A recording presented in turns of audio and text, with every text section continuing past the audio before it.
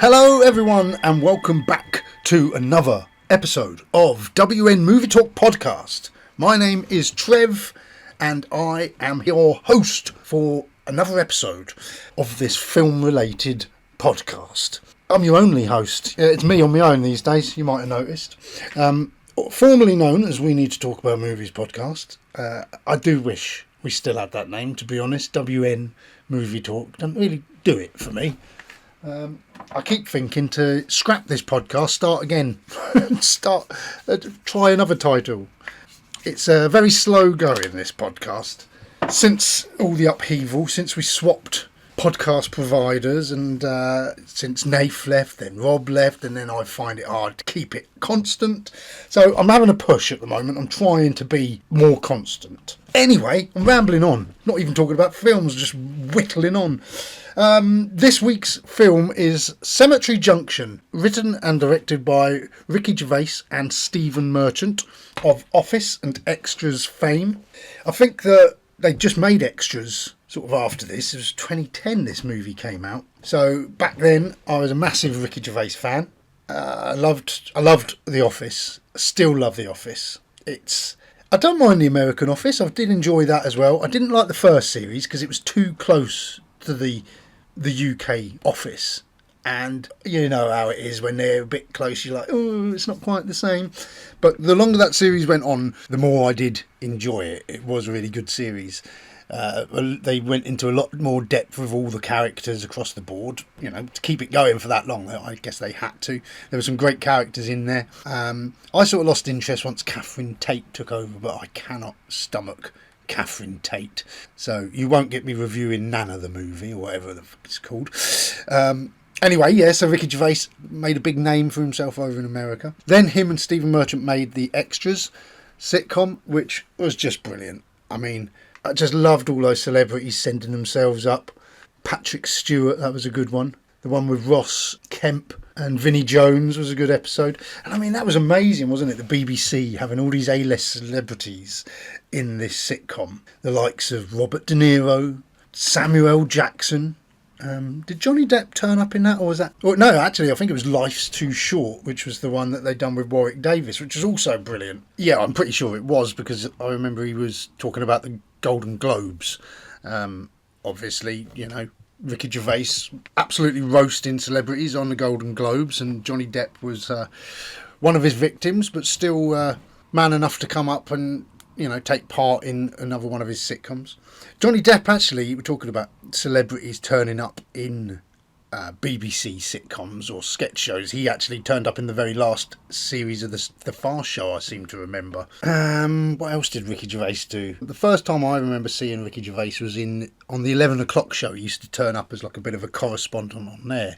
And I mean, that was where, you know, you first saw Ali G, Sacha Baron Cohen as well, and that was a real sort of tongue-in-cheek, obviously, you know, Ricky Gervais, tongue-in-cheek humour, very controversial, and yeah, I just thought at the time, oh my god, how's he getting away with saying half of this stuff? And I mean, back then, I suppose that was like the end of the 90s, and how comedy had gone to such dark places, but it was brilliant back then. You know, no one cared about offending anyone back then, and it was just... They said what they wanted, they done what they wanted, you know, like the likes of Chris Morris and that, you know, the Day to Day and Brass Eye. Just got away with some really great stuff, and I just miss that sort of comedy now. But then it did get to a point where comedy was just too vulgar and too offensive, so it did need a bit of reining back, I suppose. But what else did Ricky Gervais do? Derek. I loved Derek as well. When Derek first came out, I thought, oh God, is he really going to go down this role? You know, playing like someone with obvious learning difficulties. But it became this, I don't know, it was so touching and sentimental by the end of it, yet side-splittingly hilarious as well. Like David Earl in that, it just stole the show. And I often find myself going on YouTube and watching all the outtakes from Derek. You should look them up. David Earl is just so funny, so crude. And David Earl, of course, he turns up in this as well. And he was in Extras as a similar character as he plays in this. But yeah, Ricky Gervais, I was a massive fan. I can't get on with Afterlife though. I must be like one of the only people. I watched the whole first series and just found it childish, not funny, just swearing for the laughs. Someone summed it up. I can't remember who said, but I remember reading a review of it, and it said, "This is how a child who hasn't suffered grief would imagine grief," or something like that. And yeah, I thought it was. I didn't like Afterlife, but it's one of his highest.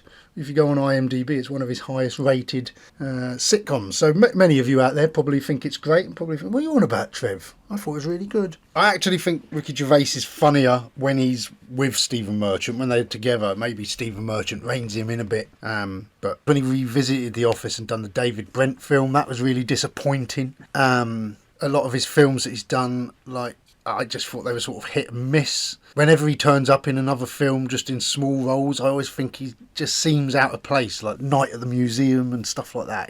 It doesn't really do it for me. Muppets Most Wanted was all right, I suppose.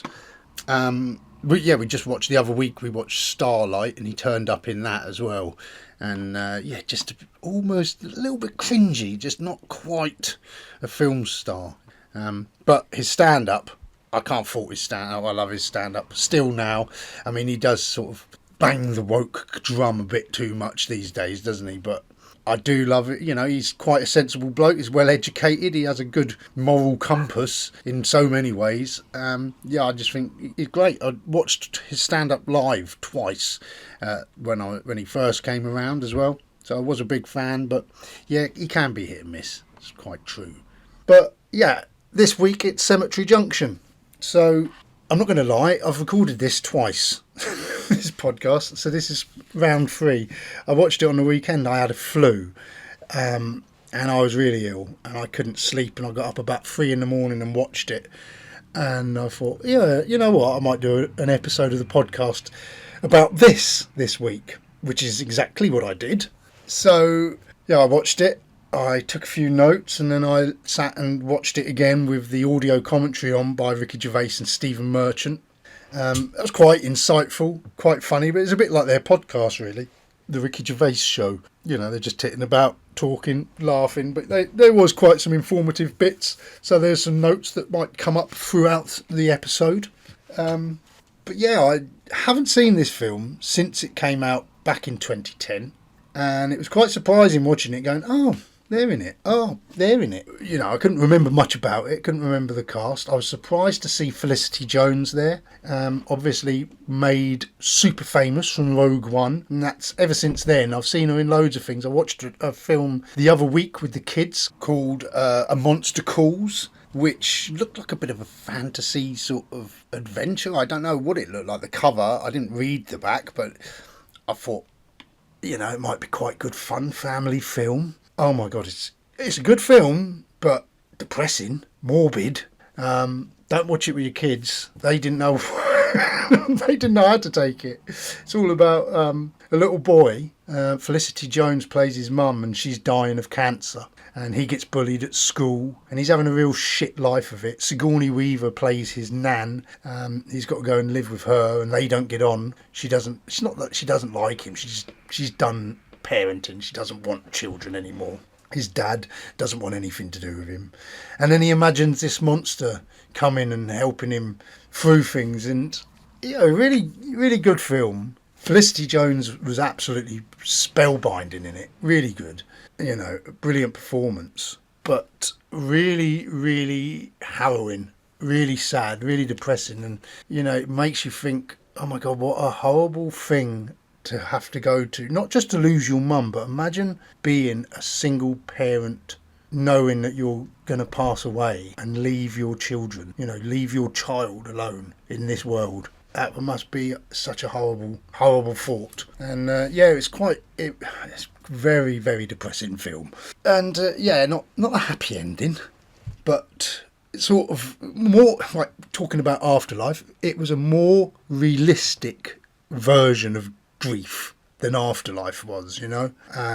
And that was the takeaway from it, really, you know. And Liam Neeson does the voice of the big monster that calls in and helps this child.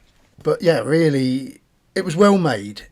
It was really thought-provoking, but yeah, not Not your family film that I thought it was going to be. Anyway, going back to Cemetery Junction, I was saying, people in this film that I didn't realise were in there.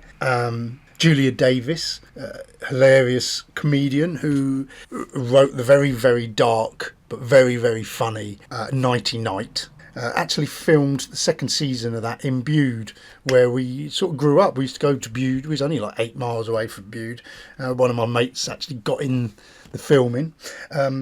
Actually, so the girl that I lost my virginity to was also in it, I remember.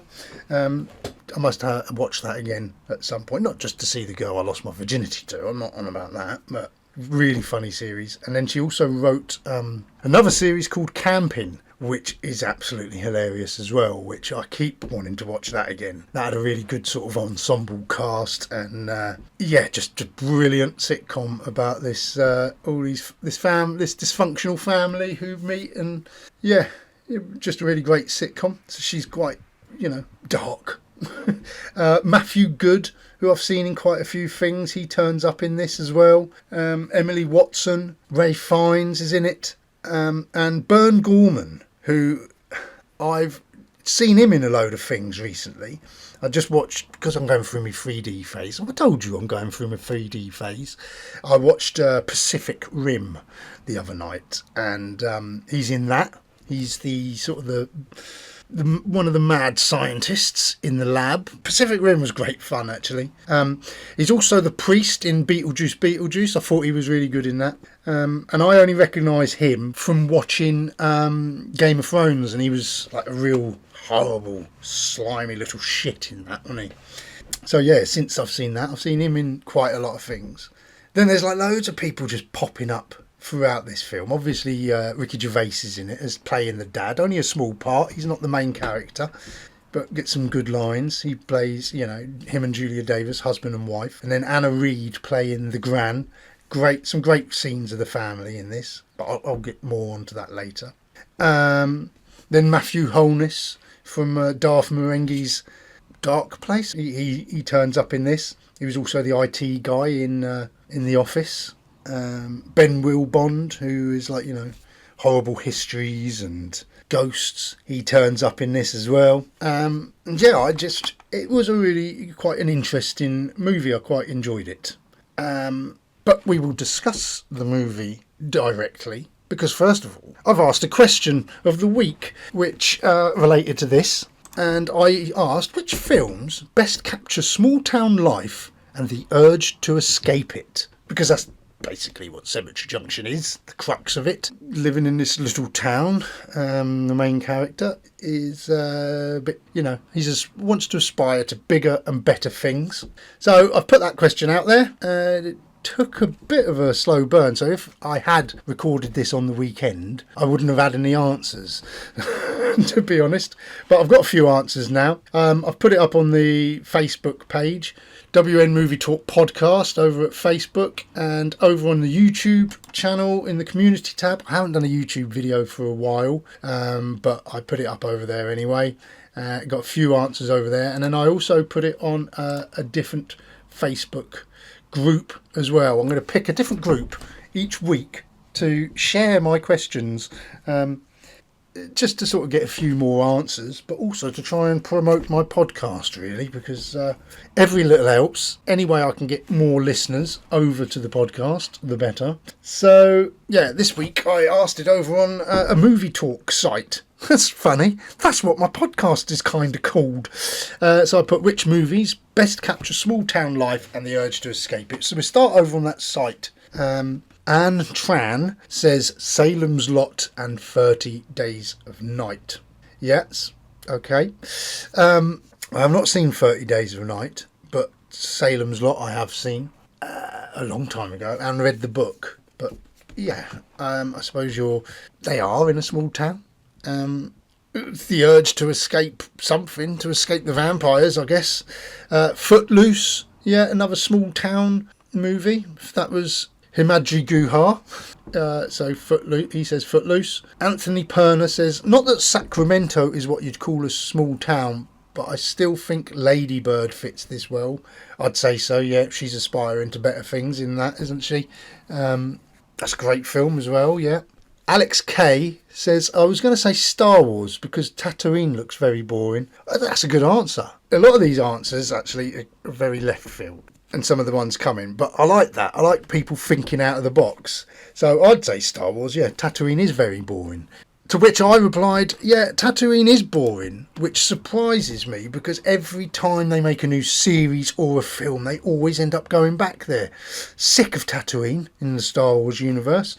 Warren Thomas Carrigan Jr. says, I never understood the escape part. Well, I guess the grass is always greener, Warren. You know, a lot of people growing up in these small towns want to get out. I remember actually I grew up in a little village in the middle of Devon, and I spent my whole youth thinking, I'm going to go on, I've got to get out of here, I've got to move away. One of my friends moved to Bristol, and one summer holiday he said, come up and stay with us. I booked 2 weeks off to go and stay with him, and I went to stayed with him 2 nights, and it was scorching weather, and I was in this busy, bustling city thinking, you know, as I was putting the time off, I thought, I bet I'd never even come back. I bet I'd end up staying in Bristol. But the whole time I was there, I was thinking, I should be at the beach. I should be at Bude, 8 miles away from the village I lived at. So I was like, I spent 2 nights there, and I was like, I got to go back. I got two weeks off. I'm going to go spend it on the beach, and that's what I did. So, yeah, I see what you're saying, Warren. You know, you might think you want to leave, but sometimes, you know, and that village was a great place to raise kids, and it was a great place to grow up, really. We had the village to ourselves. Very similar to the lads in Cemetery Junction, just titting about, wandering around, getting into mischief. Brian Morash says, Back to the Future, good movie, but 1985 Hill Valley looks like a crappy small town at the arse end of nowhere. I don't think anyone really wants to, you know, is bothered about leaving it, though. They're all still there in the future and in the past. So it's interesting fact, you probably know, same town as they filmed Gremlins in. It's not a real town, it's a backlot. Was it Warner Brothers backlot, I think? But yep. He also puts, give me 2015 Hill Valley any day. And then over on my Facebook page, so my real listeners now, Kristen Mitchell says Hot Fuzz. Yes, good choice. That is a small ass town that he doesn't want to be in. Yeah, Simon Pegg, you know, too big for that town. He don't want to be there. That's a good choice there, Kirsten. Another fun fact for you here. Hot Fuzz was filmed in Wells in Somerset. So just the next county up from Devon, where I was. I was on the border between Devon and Cornwall. But just over the border, there's a town called Launceston. And Hot Fuzz, they actually location scouted that town as well. And they wanted to film it there. And I think it was the mayor of Launceston at the time said, no, we don't want to film being filmed here, so they used Wells. And there's very many shots in there where the locations they've used in Wells are almost identical to the locations in Launceston, so a lot of similarities between the two. But yeah, they didn't film in Launceston. And I think Edgar Wright's actually from around the Wells area anyway, so it's probably closer to his home. I'm pretty sure. Nathan Kent says Kes comes to mind. Oh, great film. I recently just picked that up on DVD. I haven't watched it since school. I think we read it and read the book, and then had to watch the film. The only bit I can remember in that, I remember Brian Glover with hair. I think that was his debut feature, I think. And I think it was because he was friends with Ken Loach and they got him to play the PE teacher. I remember those scenes. I remember Hands Off Cocks, On With Socks. It was that Ivy out of Coronation Street. Wasn't she their mum in that? I remember those bits. But I remember the Vic and Bob doing their Kes sketch. If you've never seen it, go and watch it. It's absolutely brilliant. And then, of course, Kes. Bo Select always springs to mind when I think of Kes. But yeah, nice sort of kitchen sink drama. Good suggestions there, Nathan. And then he says Honora was a very good film about escaping a way of life, and Wild too with Reese Witherspoon. I don't know either of those films. I know Wild. I've got that on DVD. That's one I've picked up. I haven't seen it. Honora. I don't even know what that one is, Nathan, so I'm just going to Google it now, Honora. A young woman from Brooklyn gets her chance at a Cinderella story when she meets and marries the son of an oligarch. Once the news reaches Russia, her fairy tale is threatened as the parents set out for New York to get the marriage annulled. Yep, sounds quite interesting. Over on the YouTube channel, we had Roxfoot1184 says, left field I know, but The Village, 2004. I've not seen that. I know the film. M. Night Shyamalan Ding Dong. And then Keith Chapman says, hi Trev, a bit fantastical, but The Truman Show is a good one. Perfect. The Truman Show. He's dying to relieve that town, and obviously he can't. The producers go into every length to stop him. We've discussed The Truman Show on this very podcast, so please take the time to go and have a listen to that. A great episode from the classic days with me and Nath, and that is it. Oh my god, I've made a mess, knocked everything off. But that is it for today's question of the week. So now would be the perfect time to start our discussion of Cemetery Junction. So Cemetery Junction 2010, written and directed by Ricky Gervais and Stephen Merchant. Cemetery Junction is a coming-of-age dramedy set in 1970s England. The film follows three childhood friends, Freddie, Bruce and Snork, who struggle with the prospect of adulthood in their small town lives.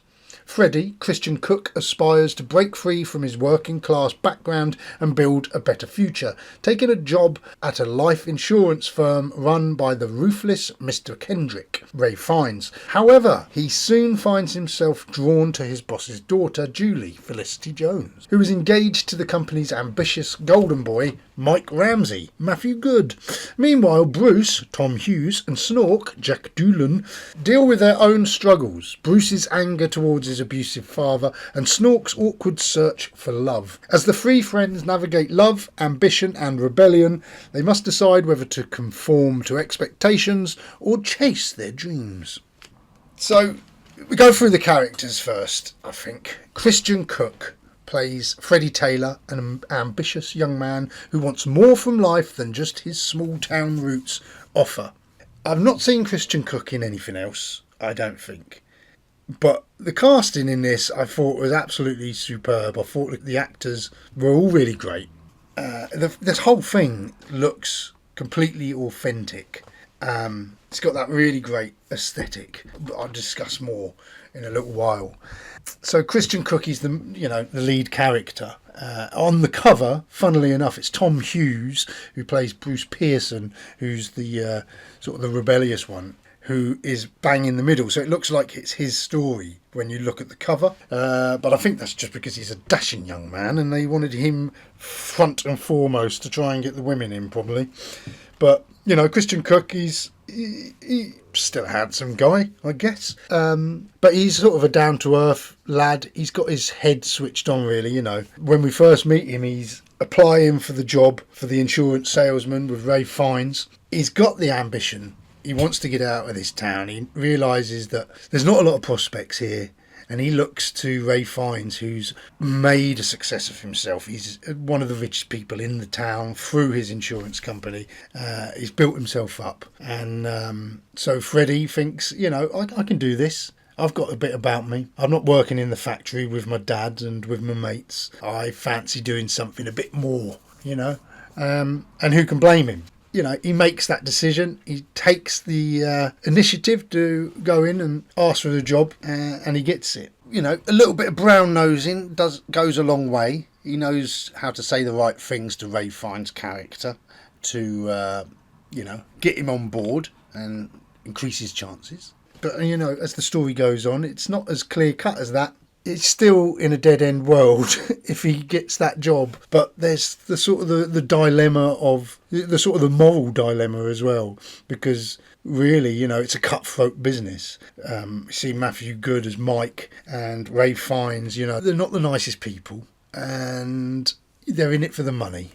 And there's a great scene, that sort of scenes that bookend the film, where Freddie and Mike go to see this old couple and they're selling the insurance, trying to sell the insurance, and Mike sort of lets Freddie take the stand, and he says, can you, do you want insurance? And they're like, no, we're saving up for holiday. And he's about, oh, okay, leave it at that. And that's when Matthew Goode, Mike, steps in and gives this speech about, oh, this is all right. You're in, you know, holiday to Spain is all right, but what would happen if anything happened to you? Your wife wouldn't be looked after, sort of thing, you know. And he really guilt trips them and makes them think, you know, that insurance is the only thing. Life insurance, you know, is the only way to secure your future. When, of course, at the end, what actually happens is, you know, this couple, their life savings that they was going to go on this amazing holiday, because, you know, holidays are a new thing at this time. They, you know, the husband does die. He falls off a ladder or something when he was washing the windows or something like that. And he died instantly. And now the woman's got nothing. She's got no savings. She's got no husband. And, you know, the insurance, it's all a bit of a con, really, isn't it? You know, you don't know what she's going to get from that. They don't really go into it, but you get the idea that it's a bit of a con. And Freddie is a bit more of a nicer guy than that, you know. He's not as heartless and calculating, and that's the turning point for him, where he starts to consider, you know, the world is a bigger place. And obviously through meeting Felicity Jones, who we'll get on to. Tom Hughes, as well as Bruce Pearson, is the rebellious, hot-headed friend. You know, he's stuck in this sort of self-destructive cycle. He looks a bit like Richard Ashcroft in this. Very iconic look, and as I said, yeah, very strikingly handsome chap, and a really good performance. He's got this sort of a menace about him, but at the same time, they're all friends. You know, they're all there for each other. But he's living at home with his father, who's a bit of a drunk, got a bad back, can't work, on the dole. And Bruce is sort of got this bee in his bonnet about his dad, because his dad has let the mum basically escape. You know, his mum left him and the dad didn't do anything. He let him go, and the son is always blaming him for this. The dad as well, played by Francis McGee, plays Mr. Pearson. Not a performer I know. I've seen him in something, I'm sure, but really good performance, really good little actor. There's some great performances through this, and you can see, you know, the hurt as his son just tears him a new arsehole all the time and just comes in and lays into him. Can't even look at his dad, you know, just criticising him and judging him, and it's real heartbreaking. And as the story evolves, you know, we meet Steve Spears as Sergeant Wyn Davies. You'll recognise him from extras as well. He was really good in extras. I think he's only in one episode, but where he plays another guy who's doing extra work, who says to, you know, try to befriend Ricky Gervais, and Ricky Gervais is like, oh, he doesn't want to be his friend. And it's a real awkward thing, and he's a real sad, lonely, sort of a pathetic guy, but you can't help but feel sorry for him. Well, in this, you know, he's the town bobby, and he looks out for these lads, you know, but as it turns out, he was in the war with Bruce's dad, and he knows what Bruce's dad has been through, and he knows that, you know, Bruce's dad didn't chase after the chap who stole his wife, because at the end of the day, if he'd have done anything, he'd have been in the nick. The mum didn't want him, and his son would have been without a parent, let alone you know, a drunken dad. And it takes sort of Steve Spears' character sort of to slap the sense into Bruce towards the end. There's a lot of the stories are on the nose, you know what I mean? It sounds like an independent sort of British kitchen sink sort of drama comedy, but it's got this Hollywood shine to it, and there's typical Hollywood endings, happy endings. But at the same time, you know, Ricky Gervais does that well. He done it well in The Office, he done it well in Extras, so it doesn't hurt to have a nice happy ending, does it? The next mate is Jack Doolan, who plays Snork. He's the sort of the comedic character. He's awkward, and he's always like searching for love, walking around in his trilby hat. He's got some strange tattoo, like at the opening montage when you see the lads like going out. You know, they're three lads living for Saturdays, you know, living for Saturday night, earning a few bucks. They go out and, a few quid. I'm not American, Trev, come on. Earning a few quid to go out on the Saturday night and, you know, shake up the town, chatting to the women. And poor old Snork, you know, he gets knocked back. You see one scene where the three of them walk into a pub and all these girls come up and like give Freddie a kiss and a cuddle and give Bruce a kiss and a cuddle, and Snork leans in and they're like just repulsed by him. But he, very, again, comedy character, does what it says in the tin. But yeah, in the opening montage, there's the scene where he's showing this tattoo that he's got, that he's designed himself, of a vampire lady looking out through a window with her boobs out, hanging out the window. This sort of sat over the frame. And then on the back of his, on his back, he's got the other side of that tattoo where you're looking out through the window from behind her, so you could see her bum, and there's Snork's drawn himself out on the pavement, sort of looking in, and the policeman, they're showing the policeman this tattoo, and the policeman, Stephen Spears, policeman, looking at the thing, going, is that meant to be you, Snork? He's like, why are you wearing your socks? Quite a good scene, but a very, very awful tattoo. In the special features, they mention that the production designer had done this really elaborate, beautiful tattoo, gone to a lot of detail, made it look really cool. And Ricky Gervais said, "Oh, no. He's designed this himself, and I'll draw this," and drew this absolute hideous tattoo that they designed to just sort of highlight how rubbish, really, Snork's artistic and creative talents are. Whether that's based on a true story from someone Gervais knew, I don't know, but it's memorable. But yeah, Snork he's definitely the comic relief. I love the scenes with them, though. They are great, and it does remind me of me sort of growing up, loitering around just before we could sort of all learn to drive and stuff. I mean, these lads are a bit older. They probably should have been driving by now. I remember when we was in that stage before, we'd left school, but we're not driving yet. The older ones starting to drive, and there's those evenings when they're out in the car and you've missed them, and you're like loitering around the village with nothing to do. And it was very much that sort of same feel watching this, so I can relate to it. And also, the towns where they filmed this, look, it's got that real 70s look. They make it sound, you're supposed to be thinking, this is a rundown town, and that, but they're actually really picturesque towns, really pretty, with the countryside around it. The train station, the Cemetery Junction train station, looks really brilliant. Beautiful, scenic. Snork works in the train station. When we were growing up, we had a friend very much like Snork. He actually turned out to be quite a decent chef, I think, in the end. He went into sort of the hotel industry. But when we were kids, he was a bit gross. He was the wild one. And he was the one that we would all, he's the brunt of our jokes. And we used to do all sorts of things to him. I remember we used to put him in the boot of a car, drive around for ages, all these back lanes around our village. And we could go for miles, and he wouldn't know where we were. And we'd drop him off in the middle of nowhere, and then we'd drive back to the village and see if he could find his way home. But he used to ask us to do things like that, He'd always be the one to throw himself down a bank or something to make us all laugh. And I remember once when we used to make films when we was kids, and we went to a golf course, and he ran across it naked pretending to be a Yeti, making this Yeti sound effect. But yeah, I'm watching this and I'm thinking, is there always a Snork in your in your friendship group? Because he was definitely ours. But yeah, you get that sense of them growing up. You feel that you believe those friendships.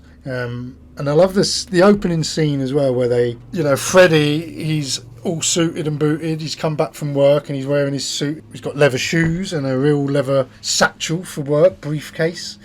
And he's trying to become more cultured. He's listening to some sort of classical music when they come in. And then the lads come in and just pin him down on the bed and Snork farts on him. Real gross out sort of friends mucking about. But Bruce Pearson, Tom Hughes' character, says, "Stop listening to music made by puffs. Put some Elton John on." And there's a couple of bits where they sort of mention Elton John being straight, because back in 1973, I think this was based. He I don't think people knew he was, the biggest gay in the country, as Ricky Gervais calls him these days. Felicity Jones as Julie Kendrick. She's Freddie's childhood friend, and she becomes the love interest but she's with Matthew Goode's character Mike, who is like Ray Fiennes' underling. You know, he's his next in line, I guess. And Ray Fiennes obviously plays Julie's father, so they're sort of in cahoots. But Felicity Jones, she's just got that real look about her, isn't there? And she looks like she's plucked from this time. Again, the makeup, the hair, and all, you know, for all the characters, it's authentic. It's a real good, you know, they really have captured the 70s in this movie, and not just from the look and, you know, the background, the costumes and what have you, but also the sensibilities of the time and the way of life. You know, you could tell it's Ricky Gervais's sort of looking back to his own life and his own upbringing. And some of the scenes around the table in Freddie's house with Ricky Gervais and Julia Davis and Anna Reid playing the parents and the grandmother. And as they're watching the telly, and it's the Africans on the telly starving. And this was a thing that was big back in those days. And I remember, you know, when we didn't eat our food, your mum would say, think about the starving Africans. Come on, eat your food. There's people starving in this world. So it was a big thing on people's minds. But also at this time, you know, it'd been like 15, 20 years since, you know, the Windrush generation. And people were getting used to the integration, you know, it was a new thing. There was a lot of segregation, I suppose, but, you know, nothing to the extreme like over in America. We're a much more tolerant country, but there was always a sort of a casual racism. And as they're watching this documentary, Julia Davis comes in and goes, oh, you know, turn this off. And then Ricky's like, oh, I know, it's sad, isn't it? And she goes, no, it's putting me off my dinner. And then the nan says, oh, you know, they're pretty, aren't they, when they're little? She goes, it's the half-castes I feel sorry for, because, you know, the blacks don't want to know them because they're white, and the whites don't want to know them because they're black. And it's not them being racist. That's how people spoke, you know. I remember my nan saying things like that. And I even remember when we was children, you know, one of the common sayings from my nan, especially if she saw you doing something you shouldn't, like dirty, like picking your nose, or, you know, something that was a bit disgusting, very often, you know, you get a clip round the ear, oi, stop that, you dirty little Arab. You know, you might watch it now, go, oh, it's a bit racist. It's not racist. He's not being racist. Well, you know, it is racist, but without being racist. I don't think he's doing it to be racist. He's just highlighting those outdated viewpoints of the whites back in those days. I think that something that Ricky Gervais does very well is sort of highlight racism in society, and especially sort of the white awkwardness about it. You know, back in the 70s it was a bit more blatant, but then he does in The Office Ricky Gervais as David Brent trying not to be racist, but being incredibly racist through, you know, this awkward sort of defence of race. Do you know what I mean? And as well, there's the episode in Extras where the girl, I can't remember her name in it, the sort of supporting actress, she's trying to date this black guy she, you know, got a thing for, and she keeps making these sort of faux pas, these racist faux pas that she doesn't mean to, and then she digs herself a hole, like, you know. And then there's the end scene where she's trying to hide the gollywog, and it just sort of highlights how awkward we can be as a white race trying to conceal racism from our past. And I think that's something that Gervais handles. I think he handles it well and honestly. And yes, it's funny, but we're not laughing at racism. We're laughing at how we deal and cope with racism. It's all part of that life up there, you know. And this is similar sort of area. This is based in Reading. We was in Slough, and it's how people literally, you know, discussed things. So it's what the mindset was of, you know, white suburbia back then. Different times, you know. This was the 70s. God, I feel racially awkward now just discussing it. That white guilt.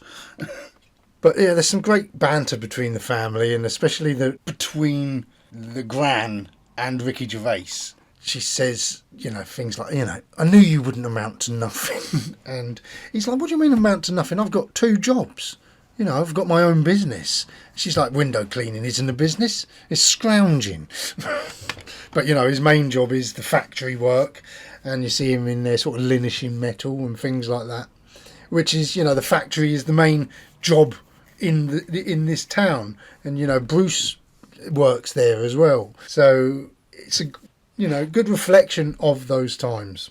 But yeah, some of the better scenes I think are in around the family and Ricky Gervais, and he's him and Anne just arguing. I just think it's great, and he says on about burying her in the garden, digging a hole to bury the gran, bury her with the mangle, and they're like, yeah, you bury everything in our garden. He's like, well, it's cheaper than taking it down the tip, just getting rid of it.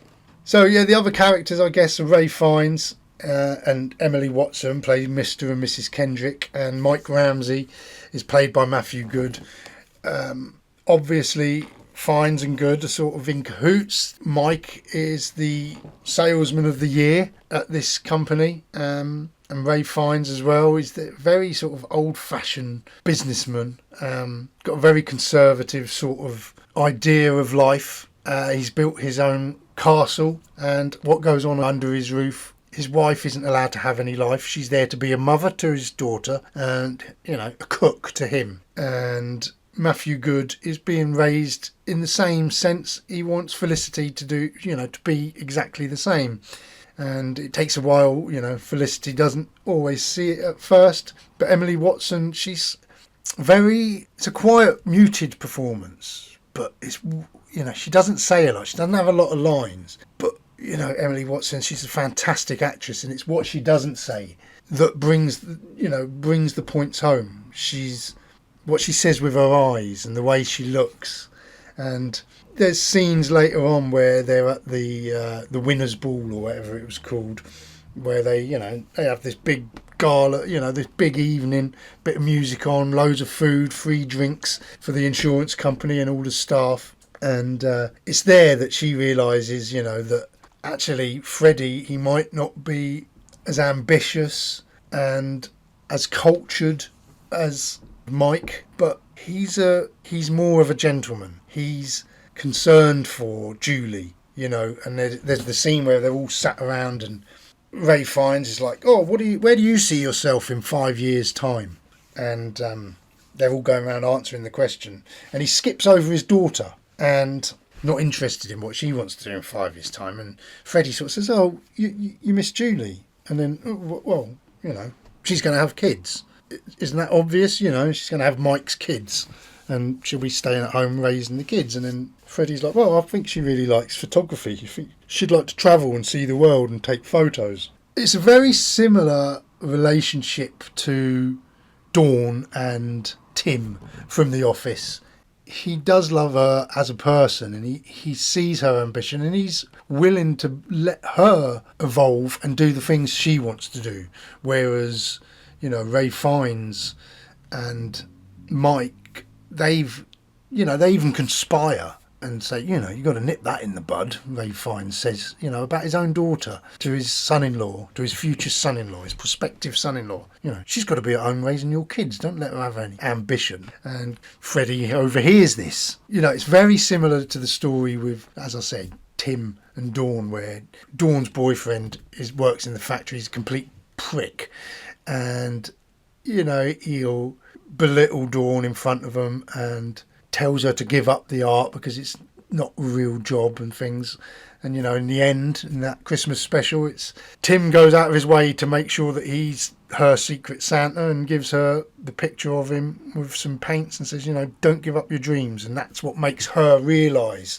But in this movie, it's the mother that realises before Felicity Jones realises herself. It's Emily Watson's character that picks up on this, and she helps to guide her daughter. And she says to Felicity Jones, 1964 was the last time your father said thank you for a cup of tea.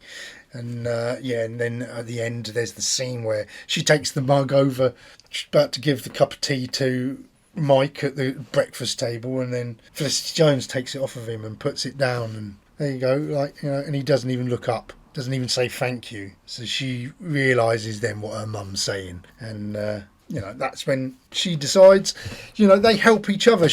Her mum's helped her out. She's helped Christian to sort of see that there's more to life, to showing Christian all the photos and all the world, and, you know, there's more to life. There's more to the world, and I think she gives him a brochure to sort of have a look around the world and get out of there, you know. It's a great coming-of-age movie, some great performances in there.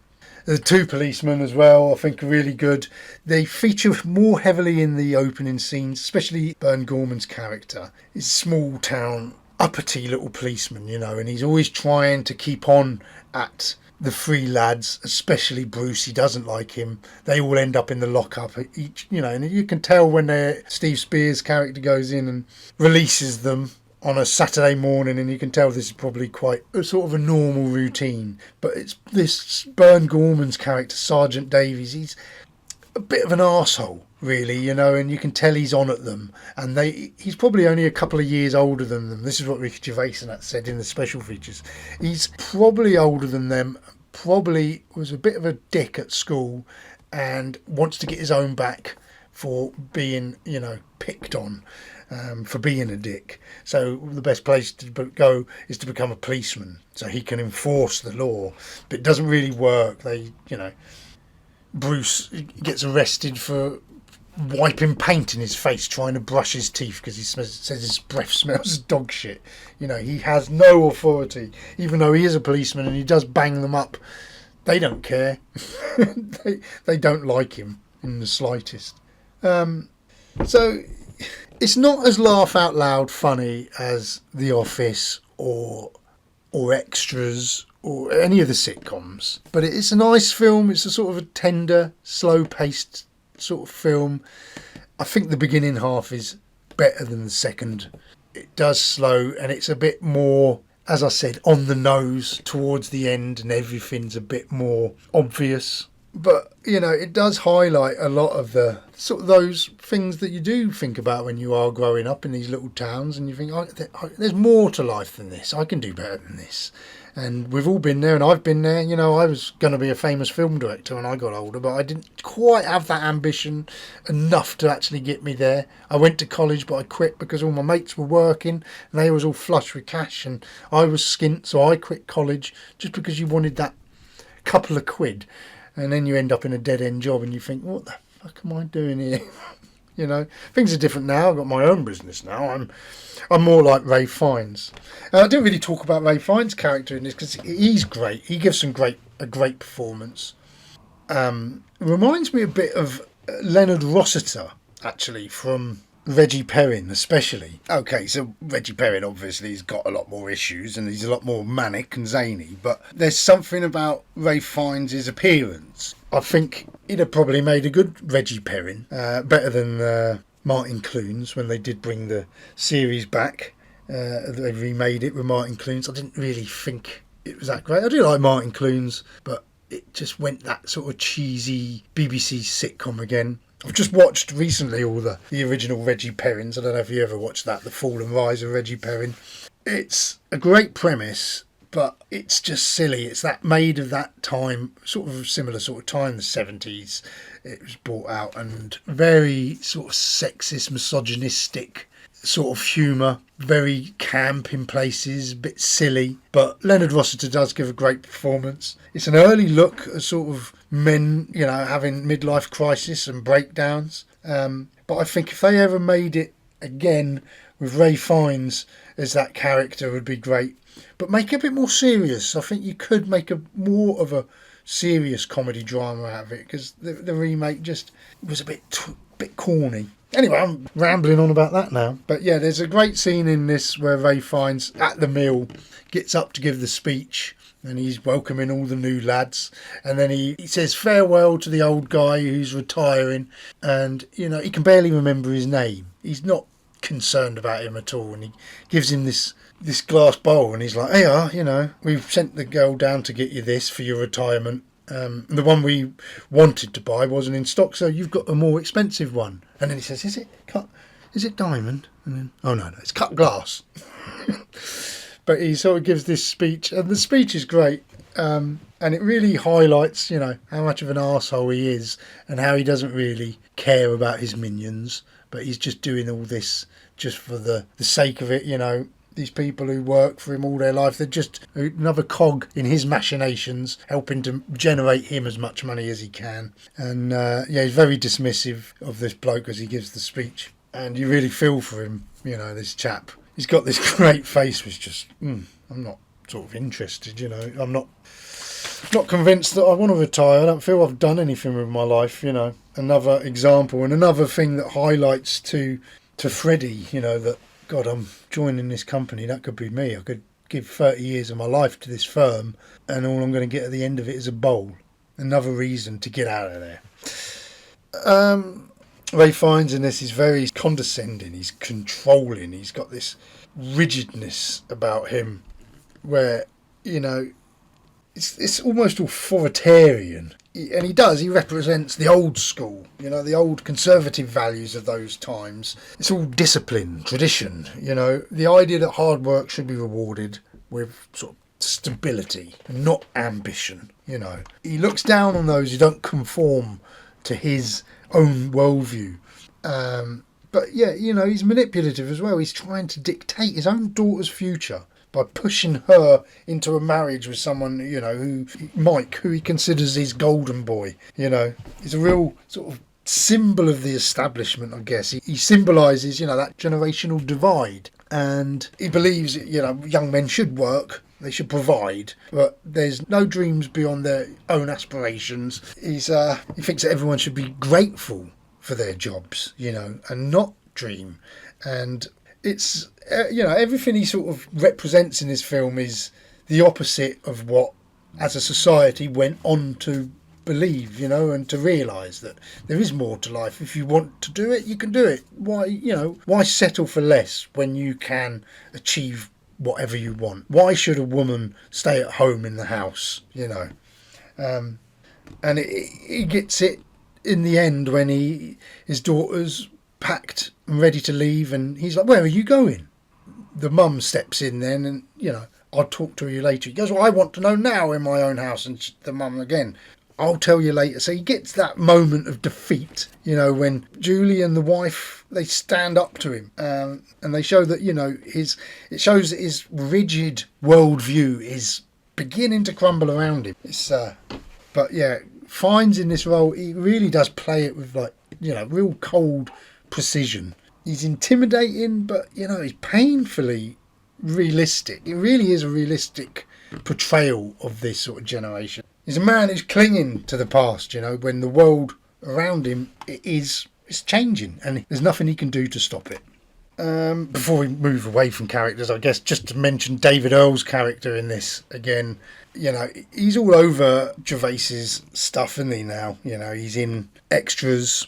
He's in Life's Too Short as well? I can't remember, but he's definitely in Derek and Afterlife. And in this, he's just this horrible, gross sort of character. Very seedy worldview. And when he's saying about he couldn't have sex for years, and now I've had it twice, he says. And he says, "I once was with a prostitute, but I didn't pay." He said, "I pegged it, and she couldn't catch me because she had gout." It's just gross.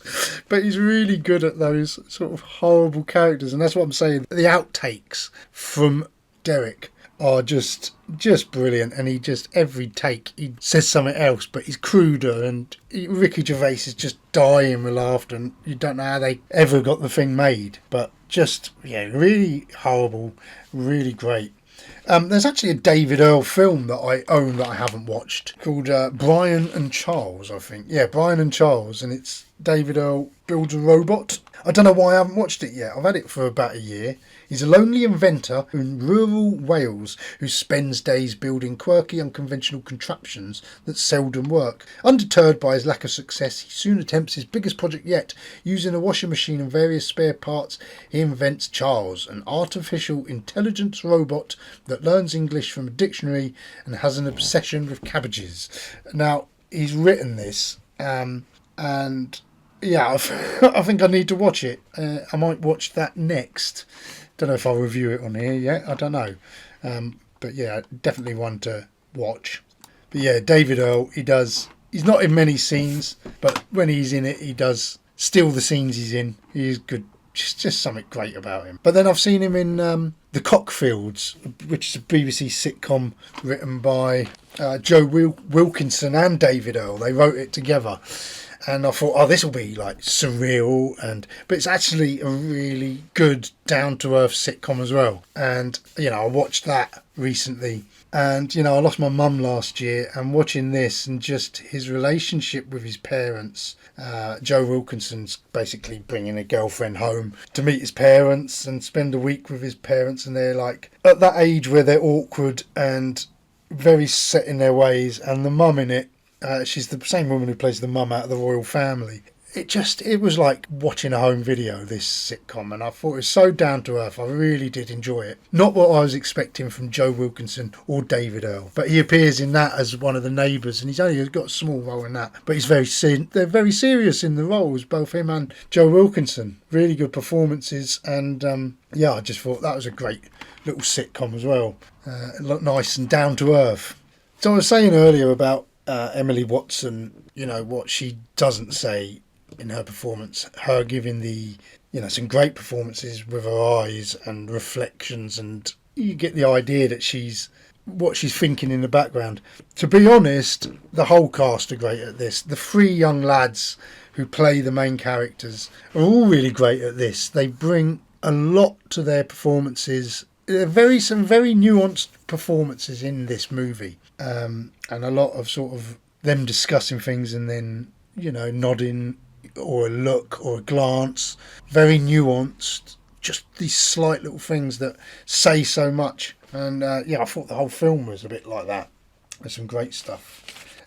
Also, just another sort of a by point here, where I mentioned earlier about the family going off to Spain, that couple they're trying to sell insurance to, and they're like, we're going to go to Spain. And this was a massive thing in the 70s, people going off to Spain. And the funny thing is that only the night before I watched this, I've got a load of Carry On DVDs I got from a car boot sale. I didn't get them from a car boot sale, Facebook. Someone was giving away 2 boxes of DVDs, so I went and picked them up, and they had Carry On films in there, so I kept them, and they're in alphabetical order. So the first, I thought I'd watch one the Saturday night that I was ill last week, so I thought that'd be nice and easy to watch, and I picked up Carry On Abroad, which was made in 1973, the year that this was set, and the Carry On lot go over to Spain for their Spanish holiday, and oh my god, it was awful. It was awful. And especially that, one of them blacks up to play the Spanish hotel owner, and the accent's just awful, and it's so sort of racist and derogatory the way he's talking, and he's basically just put ings on the end of everything, and that's how he's supposed to be Spanish. He's like, would you like room service ings? And what an awful film. But of the time, some Carry On films are a bit funnier. I watched after that, I thought I'll watch Carry On Sergeant, which was the very first one. It's basically Police Academy in the Army, or Combat Academy. They did make one in the Army, didn't they?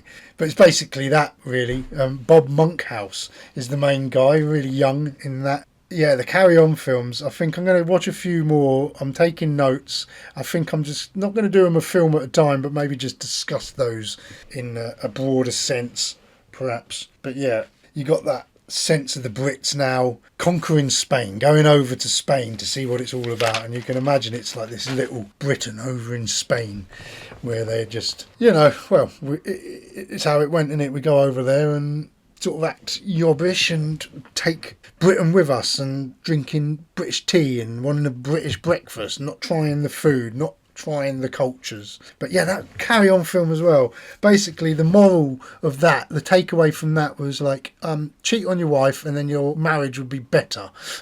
That's what I got from that. Very bizarre, the old Carry On films, aren't they? There's some weird performances and things. One of my favourite members of the Carry On films, I think, is Charles Hawtrey. The little gawky guy with the glasses. He's on the cover of the Greatest Hits, The Smiths. For some reason, that's their cover. But he plays this like little mummy's boy in that. Just brilliant. I don't know, there's something about him. He's like prissy and that, but I just think he's always my highlight in those Carry On movies. But yeah, so bizarre, so dated, the Carry On films. Anyway, we get back to the film. Better add. One of the strongest elements in the movie is the use of the music to evoke the 70s, to capture that time. It's both through the soundtrack and the original score by a chap called Tim Attack done the music. And together, the score's got that sort of same sound as the soundtrack. They both help to set the tone, sort of drenching you in the era, immersing you in that. Also the music, it does enhance the sort of the emotional scenes. It's got, a good selection of classic rock, pop songs in there. Reflects youth of the time, that rebellion, the dreams of escape. But also, obviously a reflection of the time. Elton John's Saturday Night. Oh, for fuck's sake. I'm knocking all this shit off again. Saturday Night, Elton John. Not a big fan of Elton, you know that. But it suits those scenes of them going out. That's what they live for, is the Saturday night, There's all the young dudes at the end. David Bowie's song. A great sort of anthem. Generational anthem for young men who are stuck in small towns. It's a great scene for people who want something more. The boys are back in town, you got T-Rex. There's some great stuff. But, the original score as well, as I say, it's more subtle. It's emotional. It's this emotional undercurrent, which helps to highlight the more introspective moments of the film. The score often chimes in when it's like Freddie's moments of like doubt or reflection, and it makes the scenes a lot more intimate. And also it's like a contrast to the period music, but which is very often brash and rebellious. It's still this gentle melancholic score. They really work together well, I thought, the score and the music alike, just to sort of help create this emotional depth. And they balance, it just balances well. I really did think that it did work well. So I'm getting through this all right, actually. You should have heard my original fucking... When I went through this the first couple of times, and I was ill still, and my voice was cracking, and I couldn't get through anything, and I was talking in circles. I was all over the place. So, yeah, tonight I've got home from work a little bit early. It's tea time now. I can smell tea cooking, so I better go. And I'm off to watch Dr. Strangelove at the cinema tonight. Not the Stanley Kubrick one. It's the National Theatre version. They're playing at the cinema, starring Steve Coogan, and adapted by Armando Iannucci. So I'm really looking forward to that. So I better start rounding this up. Just have a quick look over my notes. Anything else? No, I think I've pretty much gone through all this. So yeah, Cemetery Junction, it's good, above average, but like I say, a bit too on the nose in some places, but some great performances, great soundtrack, really authentic for the 70s. Yeah, I really enjoyed it, and it reminds me of growing up, of those older days. So yeah, very good film. Anyway, that's about all I've got time for now. So thank you ever so much for listening. If you have enjoyed this episode, then please do rate us, subscribe to us on whatever podcast platforms you can. You can leave comments over on Spotify. I didn't realise you could do that. If you listen to certain episodes, you can go and comment on them. So go back and do that now and give us a 5-star rating on things, and maybe you could even share me. That'd be great. So, that's the end of another episode. Thank you all for listening, and I will be back very soon with yet more WN Movie Talk podcast, formerly known as We Need to Talk About Movies podcast. So, yeah, plenty more films to watch. Thank you for listening. Thank you for being there. I'll see you all again soon. Cheers.